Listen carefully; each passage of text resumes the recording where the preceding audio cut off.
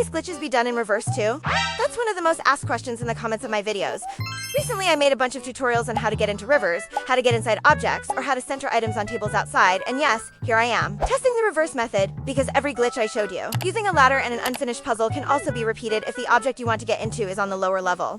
I also want to remind you that every glitch I'm testing will only work if you follow every single step exactly. No improvising, so watch carefully and listen closely. And remember, if it doesn't work on the first try, it doesn't automatically mean you did something wrong.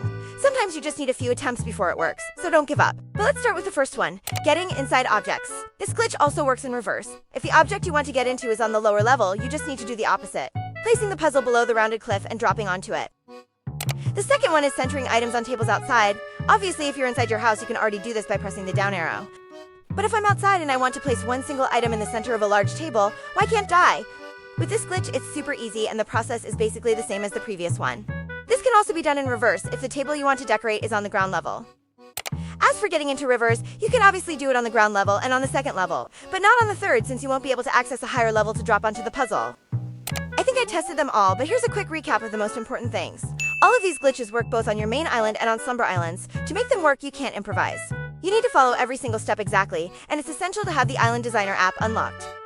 Every glitch can be done both from top to bottom and from bottom to top, on the ground level, second and third level, but not if it requires climbing to a fourth level. In theory, you can also use a magazine instead of the unfinished puzzle. I haven't tested it myself, but a lot of you pointed it out in the comments. And most importantly, we now have confirmation that they still work after all the 2026 updates. And if you made it this far, thank you from the bottom of my heart. I hope I explained everything clearly and covered every glitch, but if I missed any, let me know in the comments. And if you'd like to follow me, it would help me so much and I'd really appreciate it. XOXO Crosser Girl.